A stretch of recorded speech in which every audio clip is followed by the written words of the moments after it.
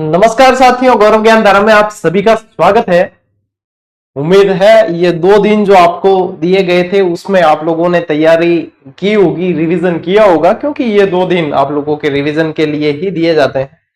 और इसलिए भी होते हैं कि हम भाई शिक्षक भी परिवार लेके बैठे हैं, तो हमारा भी कुछ काम होता है पर्सनली, और बाकी जो मतलब मीटिंग वगैरह भी पूरे वीक नहीं ले पाते तो उसको संडे को शेड्यूल करते हैं। तो ये चीजें हैं ताकि अच्छे से सब कुछ मैनेज हो जाए। तो आज सोमवार है और सोमवार को फिर से अपन क्लास शुरू कर रहे हैं।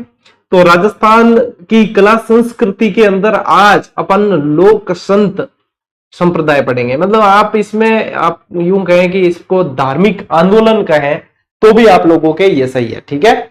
तो या तो धार्मिक आंदोलन के नाम से ये टॉपिक मिलेगा आप लोगों को, या फिर आप लोगों को लोक संत के नाम से मिलेगा, या संत संप्रदाय के नाम से ये टॉपिक मिलना है, ठीक है। तो ये चीज आप लोगों को ध्यान रखनी है, ठीक है टाबरो। रेडी एकदम पढ़ने वास्ते, पढ़ागे एकदम तरीके। तो देखो अब तकरीबन 2 महीने हैं आप लोगों के पास। और आप लोगों को एक जानकारी और दे दूं कि आप लोगों के ऑब्जेक्टिव ग्रेड 3 की ऑब्जेक्टिव किताब कल या परसों से मार्केट में अवेलेबल हो जाएगी। प्रिंट पे जा चुकी है, कल या परसों से मार्केट में अवेलेबल हो जाएगी। जिसने अभी तक भी कुछ नहीं पढ़ा है और आप चाहते हैं कि इन 2 महीनों में रैपिड बिल्कुल फास्ट तरीके से पढ़ें, तो वो बहुत हेल्प करेगी आप लोगों की, ठीक है। सिर्फ उसको क्या, हाँ ऑब्जेक्टिव पढ़ ली, उनकी डिटेल पढ़ ली, और फिर जो है जैसे आपने प्रैक्टिस की है वगैरह वगैरह, तो शॉर्ट एंड स्वीट में आप लोगों की तैयारी और अच्छी हो जाएगी। और जिनकी हो रखी है वो अच्छे से रिवीजन कर सकते हैं। प्रश्न जितने नजरों के बाहर निकलेंगे तो उतना लाभ मिलेगा, ठीक है ना। चलिए शुरू करो टाबरो। ओके, आज की इस क्लास को शुरू करते हैं। देखो सबसे पहले ध्यान रखना कि भारत में जो भक्ति आंदोलन की शुरुआत है ना, वो दक्षिण भारत से हुई है। भारत की बात कर रहा हूं, भक्ति आंदोलन की शुरुआत दक्षिण भारत से हुई है। फिर रामानंद जी जो है इसे उत्तर भारत में लेके आए हैं, और जब ये उत्तर भारत में लेके आए तब से यहां पे भक्ति आंदोलन की शुरुआत हुई।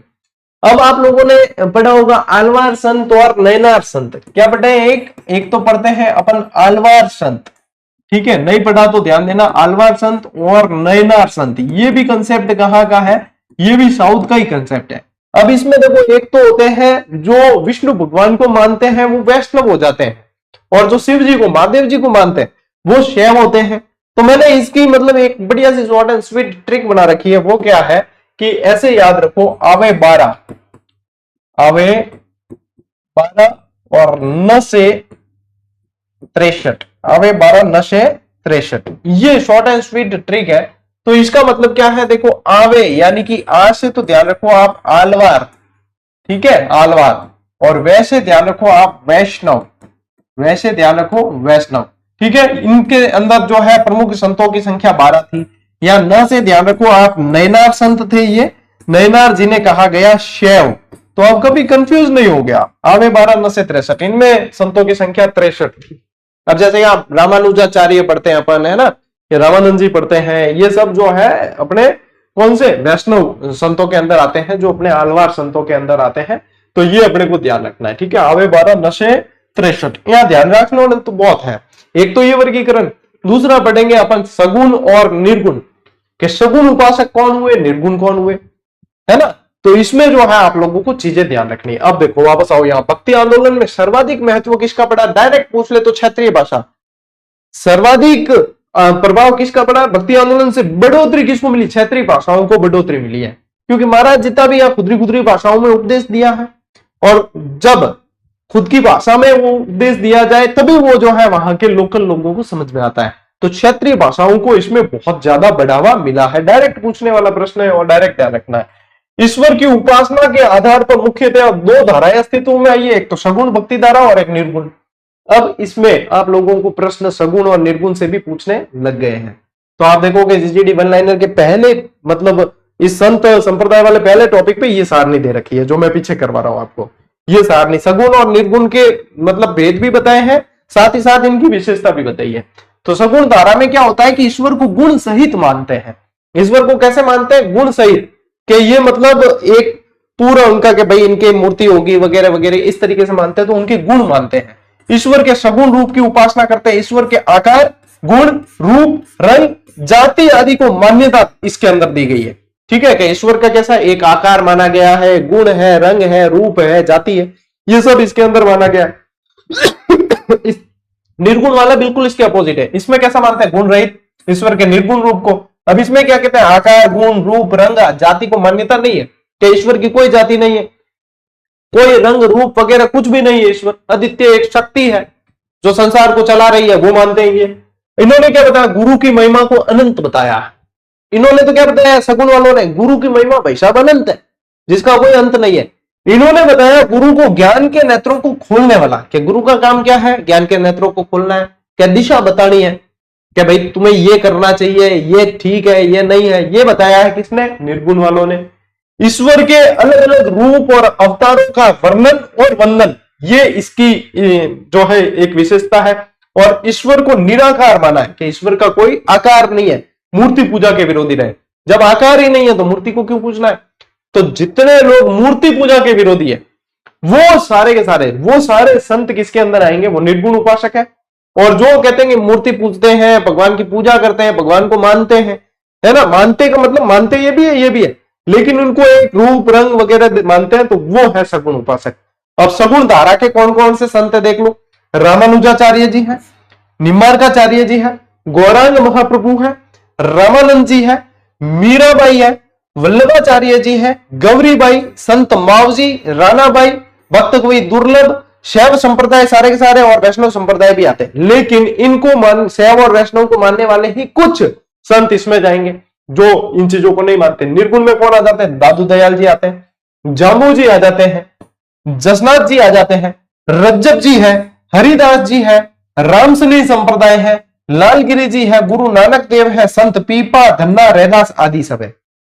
ठीक है, अब देखो ये है। अब यहां पे आप देखोगे तो रामानंद जी इनके गुरु है, पीपा, धन्ना, रैदास आदि के, लेकिन ये निर्गुण में जा रहे हैं, ये सगुण में।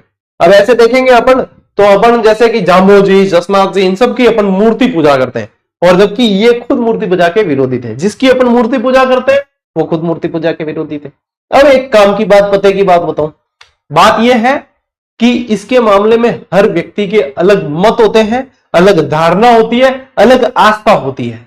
तो इसको आप जो है तोलने मत बैठ जाना कि क्या सही है क्या गलत है। इसको आपको सिर्फ इस तरीके से लेना है कि ये चीज आप लोगों को पूछी जाएगी एग्जाम में, क्योंकि सबकी अलग अलग धारणा है। कोई आस्तिक भी होते हैं, कोई नास्तिक भी होते हैं, तो सब अलग अलग धारणा वाले होते हैं। जब अपन इस पचड़े में पड़ जाते हैं कि कौन सही है और कौन गलत, न्याय करने मत बैठ जाना। मैं ये कह रहा हूं, न्याय करने बैठ गए तो फिर समझो कि परीक्षा निकालना अपना उद्देश्य नहीं है, अपने नौकरी लेना उद्देश्य नहीं है, अपने को विद्वान बनना है।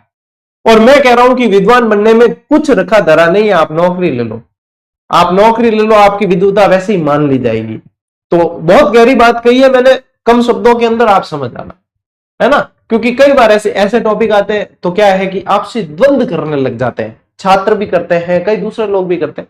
तो ये द्वंद्व वगैरह में नहीं पढ़ना है। मैंने दोनों पक्ष बता दिए, और मैंने बताया तो आप देखोगे तो बिल्कुल ही आप लोगों के कंसेप्ट समझ में आने लायक बताए। ठीक है, चलो टाबरो स्क्रीनशॉट लो, इंगो बिंग बात आगे बढ़ा। ठीक है, ओके चलिए आगे बढ़ते हैं। किन मैसेज आ रहा है? एक सेकेंड है ना, समथिंग अर्जेंट।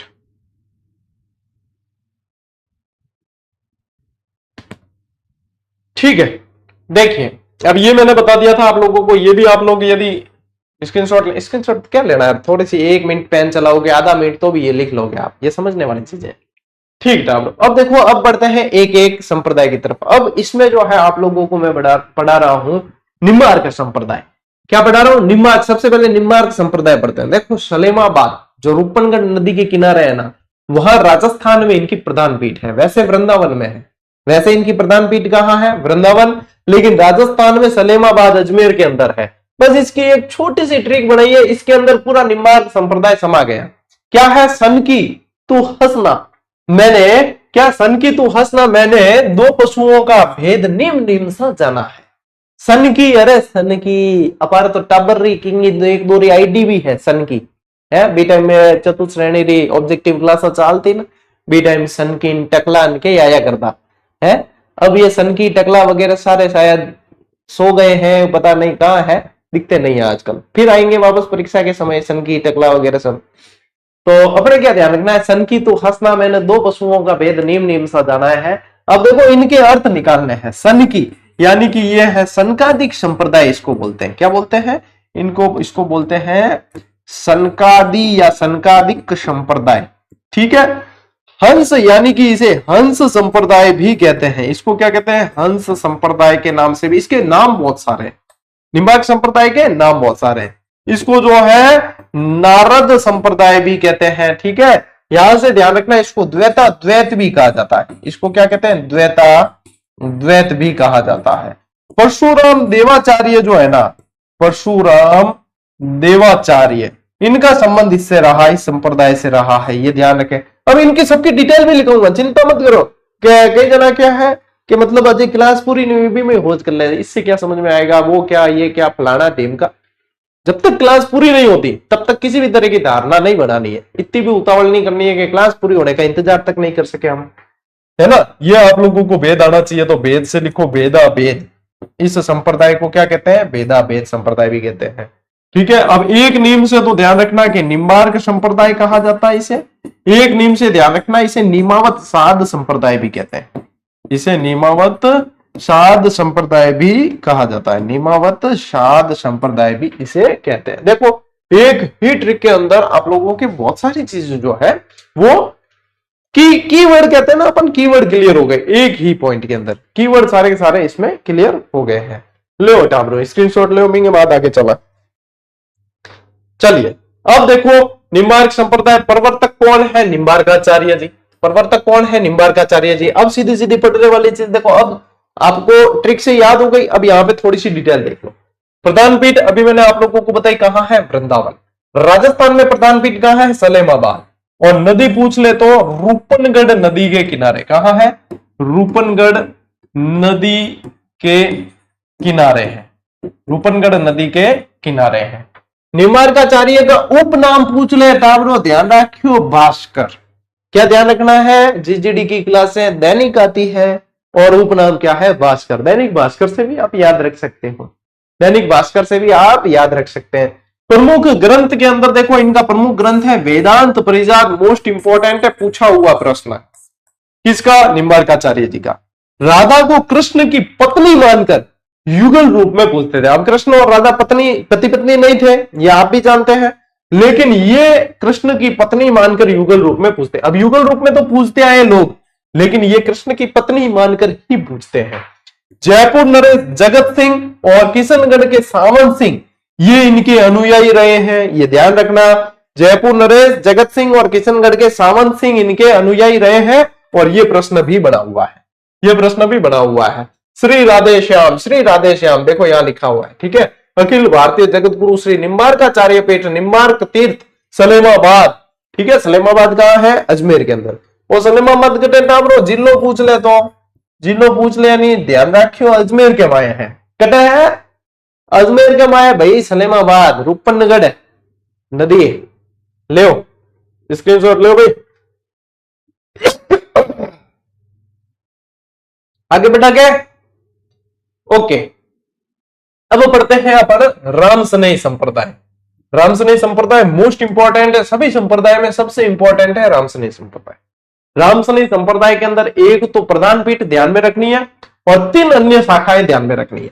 कैसे, कौन कौन सी, सब कुछ बताया जाएगा, चिंता मत करें।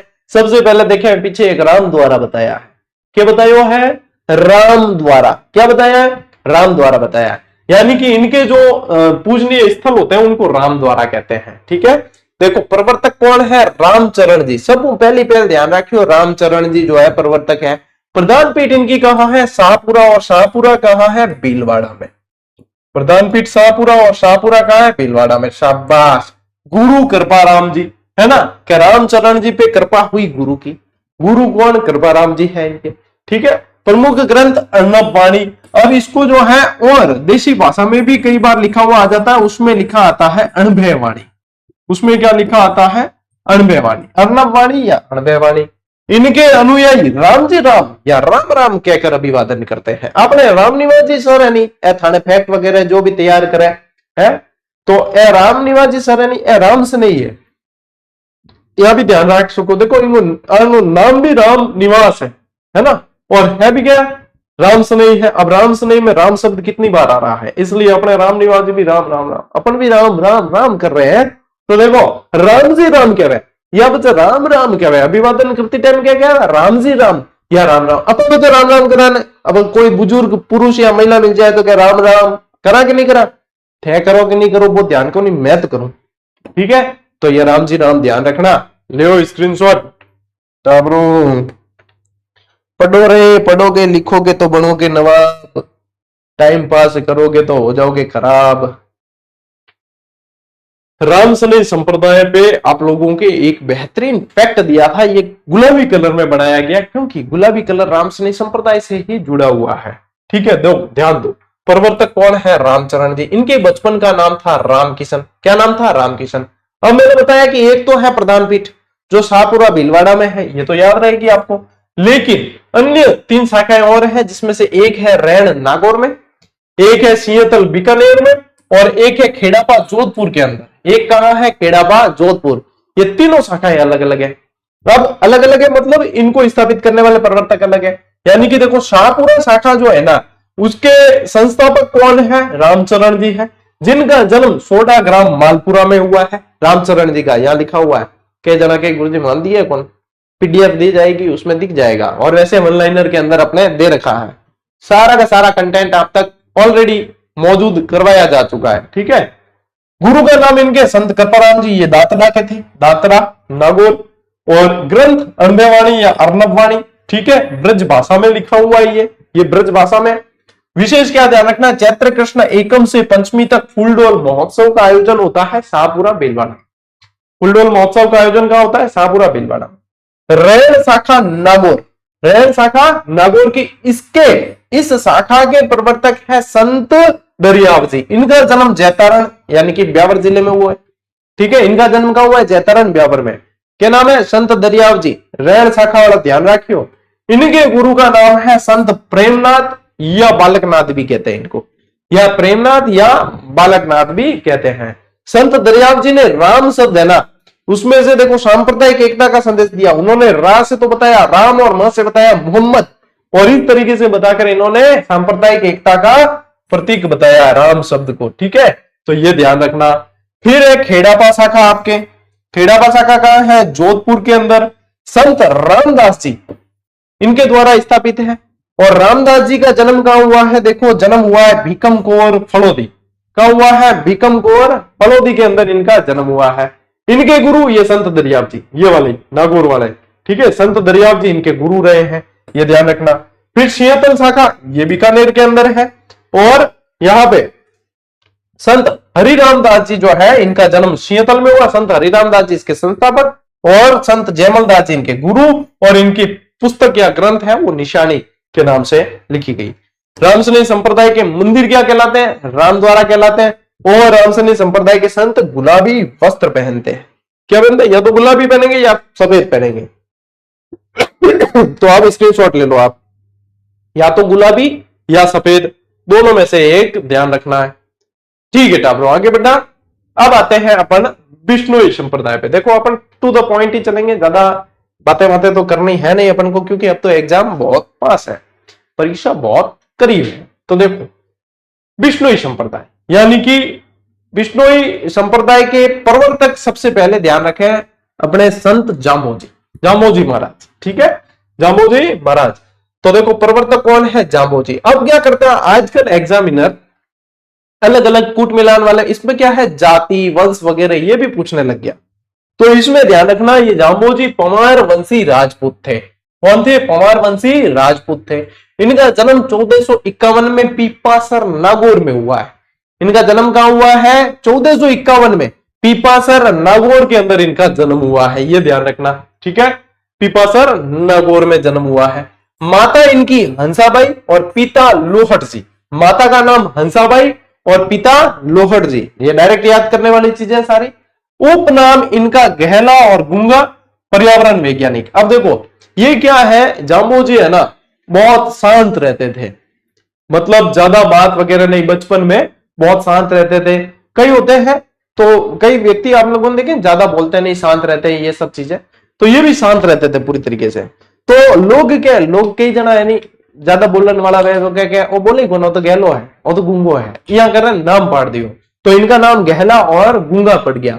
और पर्यावरण वैज्ञानिक इसलिए कहते हैं क्योंकि पर्यावरण के लिए इन्होंने बहुत अच्छे अच्छे संदेश दिए हैं, और पर्यावरण के लिए तो पूरा ही बिश्नोई समाज आप लोग देखेंगे कि सबसे अग्रिम पंक्ति में यानी कि हरावल में खड़ा पाएगा आप लोगों को पर्यावरण बचाने के लिए।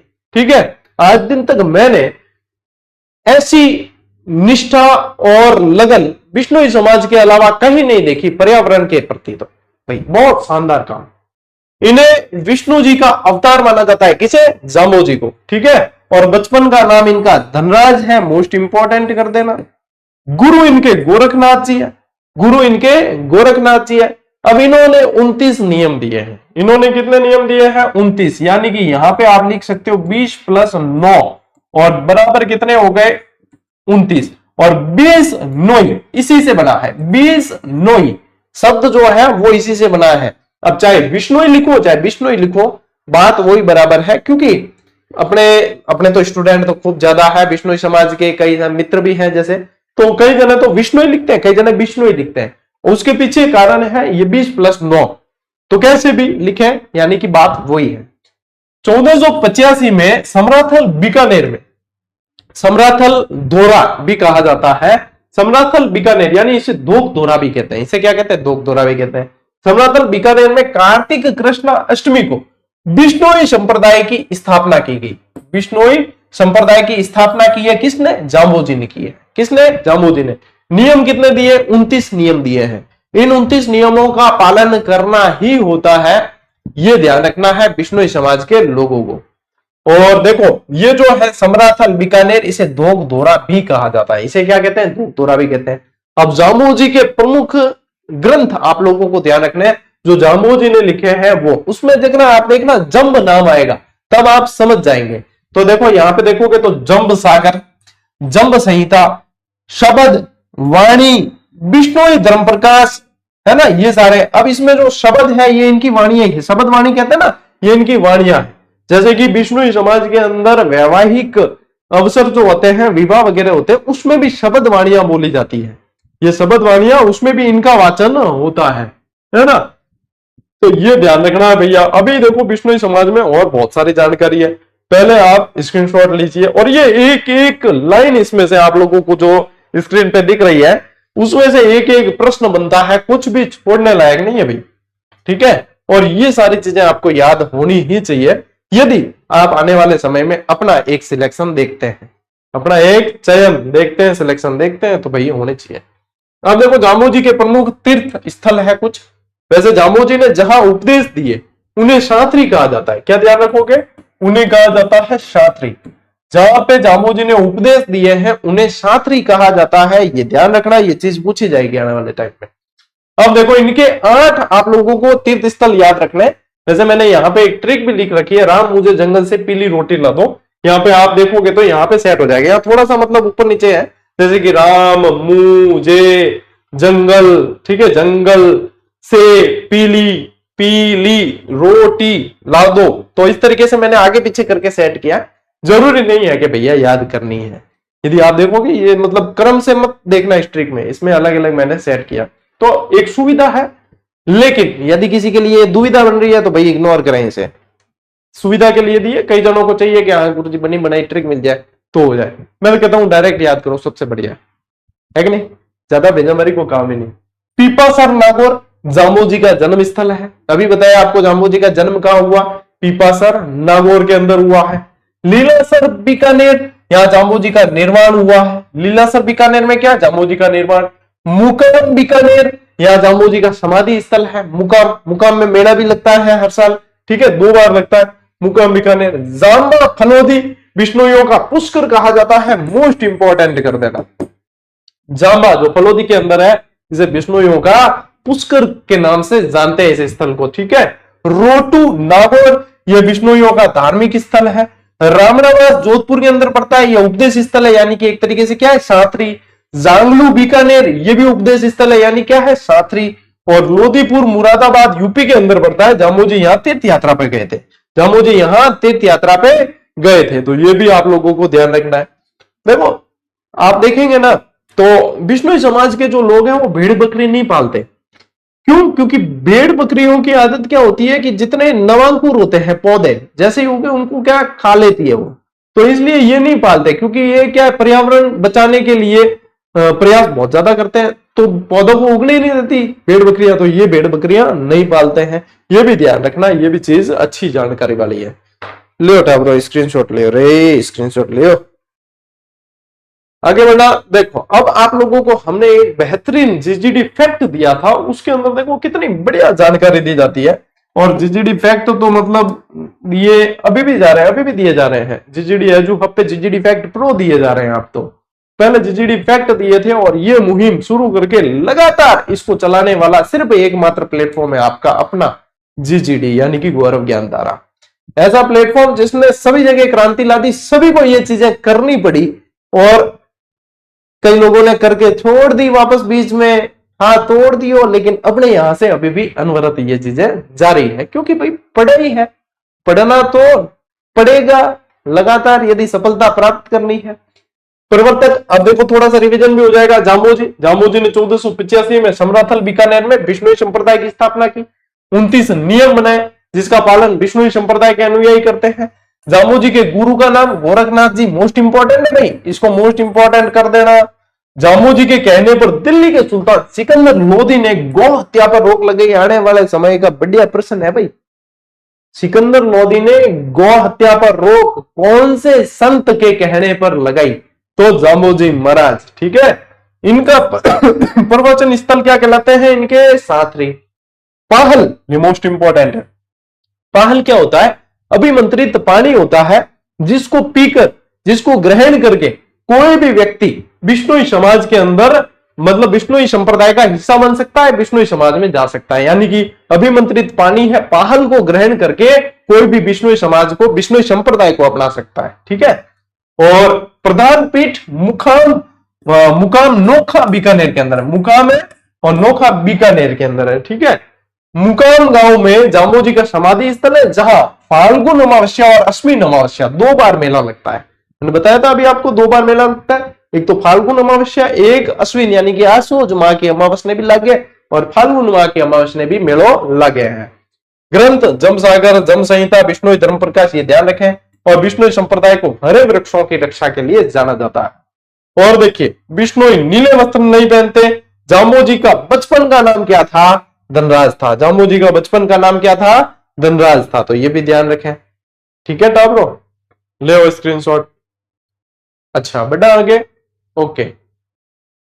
जामोजी पढ़े तो साथ साथ में फिर आपको हाथों हाथ ही जसनाथ जी भी पढ़ लेने, क्योंकि जामोजी ने कितने नियम दिए? 29, और जसनाथ जी ने कितने दिए? 36। जसनाथ जी ने कितने दिए? 36।